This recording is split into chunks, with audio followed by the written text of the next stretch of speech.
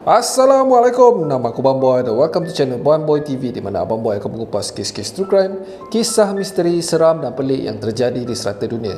Dan kalau korang berminat dengan benda-benda dark macam ni, korang berada di channel yang paling sesuai untuk orang-orang aneh dan eksotik macam Abang Boy ni.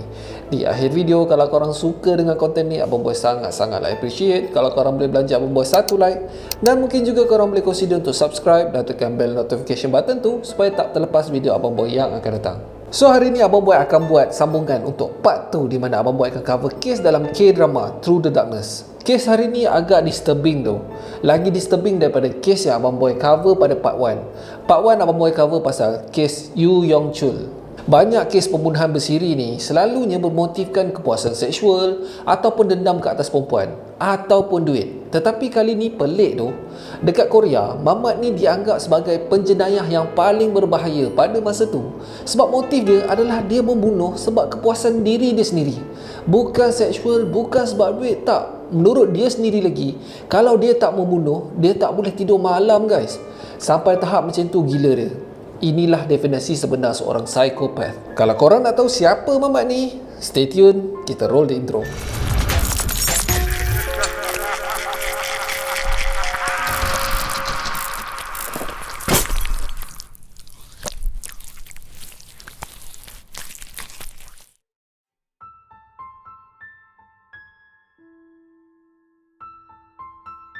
Kes ni bermula pada 30 Januari 2004 apabila seorang wanita yang bernama Won Kyung Ja yang berusia 44 tahun ditemui dalam keadaan tak sedarkan diri dan berlemburan darah akibat ditikam di perut. Tetapi nasib menyebelahi wanita ni sebab dia sempat mendapatkan rawatan kecemasan dan memberikan description pelaku kepada polis. Pada masa ni, awal tahun 2000 di Korea, dilanda wabak pembunuh bersiri guys.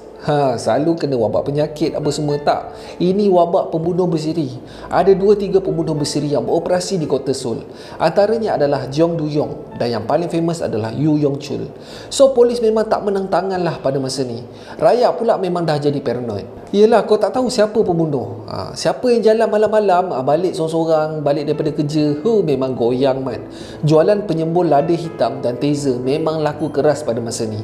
Pada 6 Februari, seorang wanita yang berumur 20-an yang bernama Jeon Hyo Sil on the way balik daripada kerja. Dia berjalan di sebuah lorong belakang kedai dan tak semena-mena bahunya telah ditepuk daripada belakang. Dan bila dia pusing je, seorang lelaki menikam perutnya berulang-ulang kali guys. Tak ada kata apa-apa, tak ada gangguan seksual, tak ada duit yang hilang. Dia just tikam Minah ni sampailah Minah ni terjelepuk jatuh tak bernyawa. Lelaki misteri itu kemudiannya melarikan diri dalam kegelapan malam. 4 hari kemudian, dalam lebih kurang pukul 6 pagi macam itulah, ada seorang wanita yang bekerja untuk deliver susu daripada rumah ke rumah. Masa dia tengah buat delivery itu, bahunya telah ditepuk. Bila dia pusing je belakang, seorang lelaki terus menikamnya berkali-kali di bahagian perut.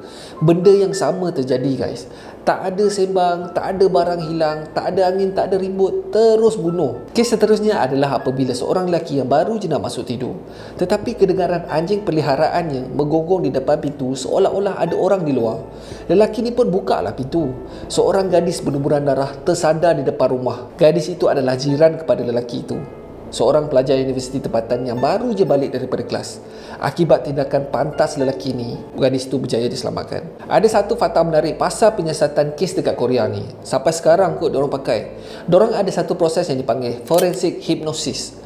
Saksi akan diletakkan di dalam pengaruh hipnosis. Lebih kurang macam pukau lah.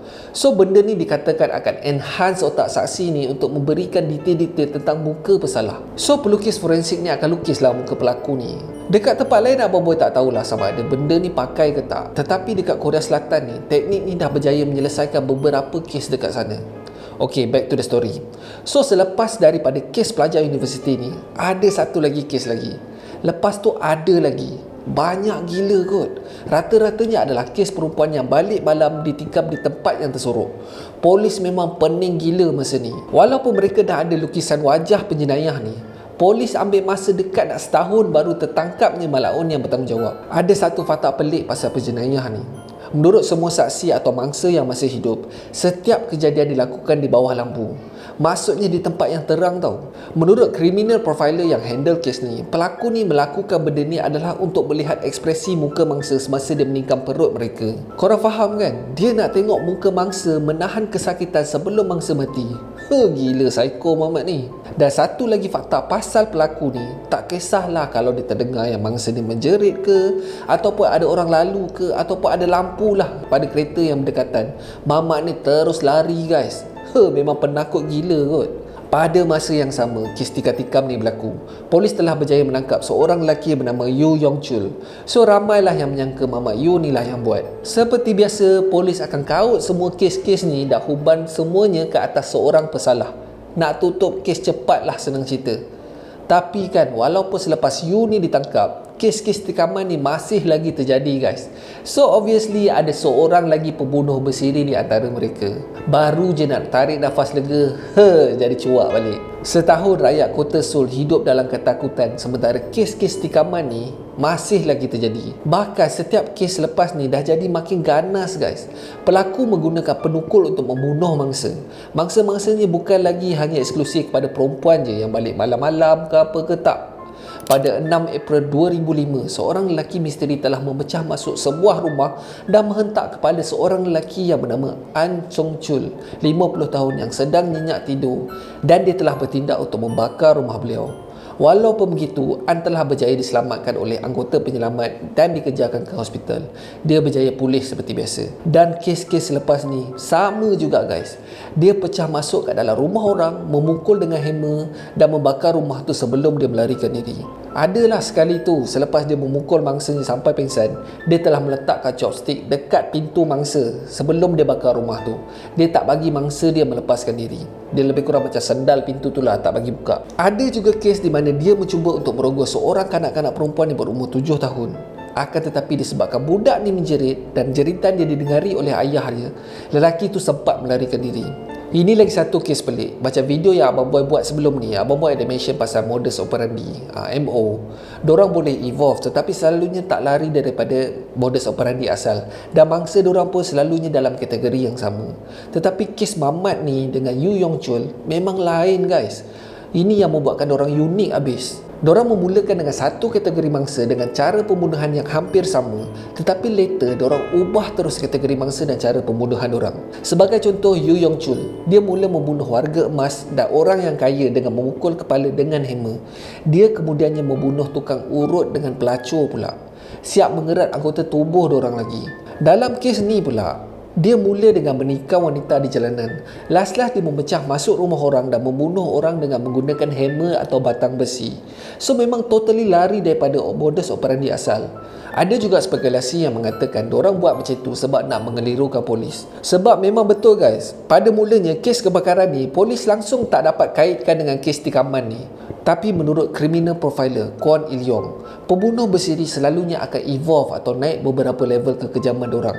Sebab benda yang biasa diorang melakukan selama ni dah jadi macam basi dah. Pembunuh ni akan cuba beberapa metod pembunuhan sampailah mereka dapat kepuasan yang diorang nak.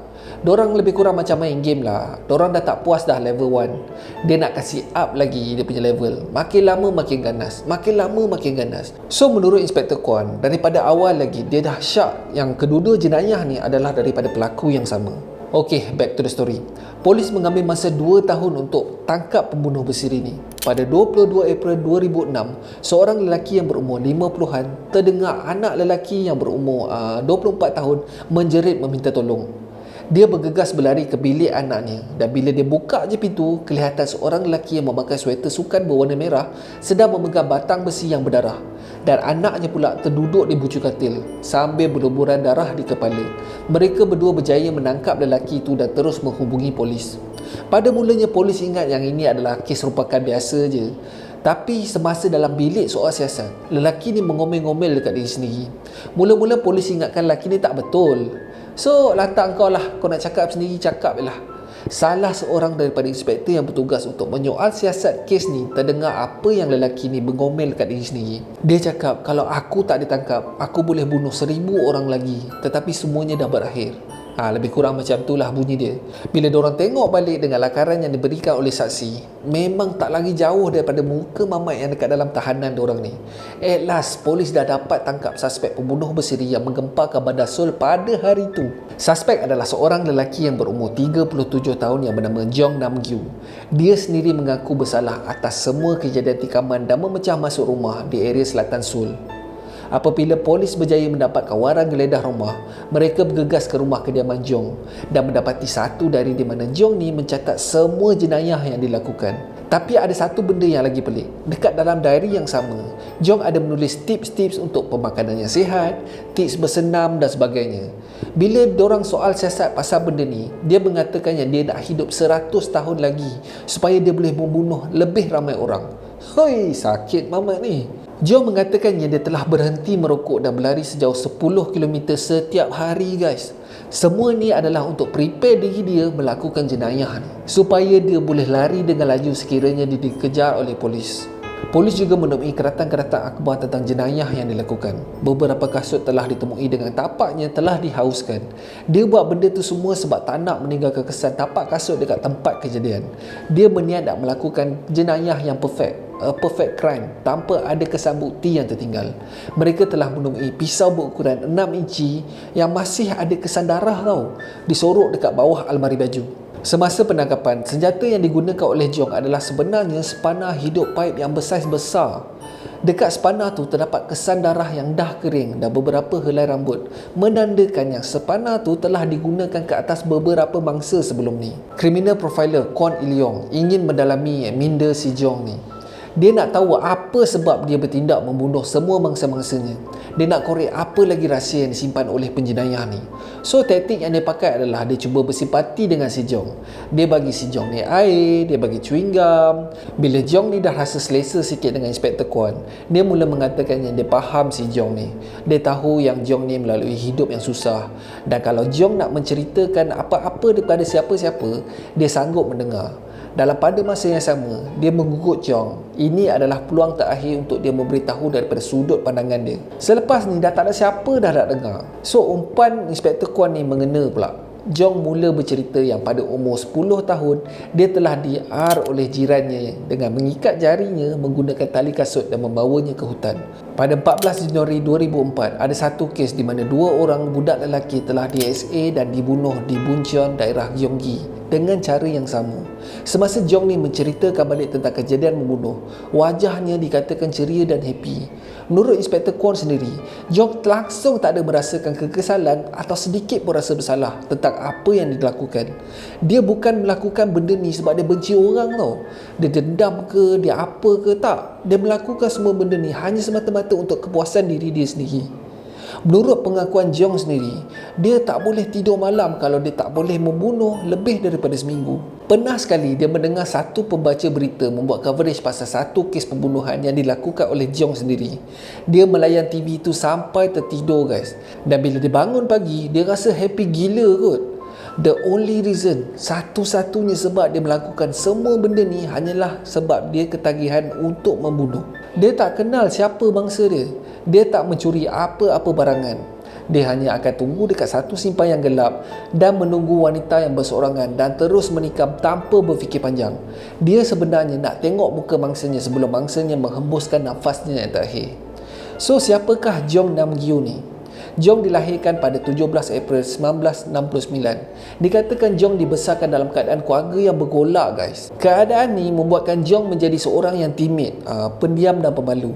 Dia kelihatan seperti budak-budak yang lemah dan sering dibuli oleh rakan sebayanya di sekolah. Ayahnya pula adalah seorang pemabuk dan sering memukul Jeong atas apa-apa saja kesalahan guys, walaupun kesalahan kecil. Dia sering dihukum dan tak diberi makan semalaman. Pada umurnya 10 tahun, dia telah di-SA oleh seorang jirannya. Dia telah dibawa ke dalam hutan dan tangannya diikat menggunakan tali kasutnya sendiri. Benda ni dikatakan menjadi trigger point di mana dia menyimpan dendam kepada semua orang guys. Bila dia masuk alam pekerjaan pula, dia susah nak kekal untuk satu-satu job. Dia pernah bekerja sebagai delivery man, dia pernah bekerja kilang dan macam-macam lagi lah. Bila ditanyakan oleh profiler tu, kenapa daripada tikam orang, kau bertindak untuk membakar rumah pula? John mengatakan yang dia merasakan dia telah sampai satu achievement. Dia dah up satu level dan perasaan membakar rumah tu sebenarnya membuatkan dia merasa yang dia berkuasa. Dan depresi yang dialami beliau telah hilang setiap kali dia buat begitu. Bila dia tengok TV yang Yoo Yong Chul ni telah ditangkap, dia menyimpan azam untuk membunuh lebih ramai orang daripada Yoo Yong Chul. Dia nak menjadi pembunuh bersiri nombor 1 di Korea Selatan. Dan bila Yoo ni mengaku yang dia telah menikam seorang mangsa pada 6 Februari 2004, Jong panas gila kot. Sebab orang lain dapat nama atas hasil kerja dia. Dia boleh sentap guys. Akhirnya Jong didapati bersalah membunuh seramai 14 orang dan 19 lagi pertuduhan cubaan membunuh. So semua sekali ada 33 kes untuk Mamat ni saja. Mangsa dia lagi ramai daripada Yoo Yong Chul. Masa dalam perbicaraan, Jong sangat-sangat berharap yang hakim dapat menjatuhkan hukuman mati ke atasnya. Sebab menurut dia sendiri, kalau dia dipenjarakan seumur hidup, dia takkan berupaya untuk menahan dirinya daripada membunuh orang. Jong telah dijatuhkan hukuman mati mandatori dan semasa menunggu hukumannya dalam tahanan pada 22 November 2009, Jong didapati membunuh diri dekat dalam bilik tahanannya dengan menjerut lehernya menggunakan plastik bag yang diikat pada katil. Jong adalah mangsa terakhir dirinya sendiri. Spekulasi mengatakan yang Jong membunuh diri disebabkan depresi yang dialami beliau sebab tak dapat lagi membunuh orang. Dalam K-drama Through the Darkness, semua fakta-fakta kes berkenaan dengan Jong ni memang tepat gila kot. Accurate guys. Daripada aspek psikologi sampailah ke aspek sejarah hidup Jong ni. Pada siapa yang belum tengok lagi, sekali lagi Abang Boy recommend korang pergi usah cerita tu. Abang Boy boleh garanti kalau korang peminat true crime, mesti korang suka punya lah. Next Abang Boy akan buat part 3 pula dan cover satu lagi pembunuh bersiri dalam cerita Through the Darkness tu. So that's it for today guys. Terima kasih sebab tengok video Abang Boy sampai habis. Kalau korang suka dengan video ni, Abang Boy sangat-sangat appreciate kalau korang boleh belanja Abang Boy satu like. Dan mungkin juga korang boleh consider untuk subscribe dan tekan bell icon tu supaya tak terlepas video Abang Boy yang akan datang. So akhir kata, jangan nakal-nakal, be awesome, stay creepy. Assalamualaikum.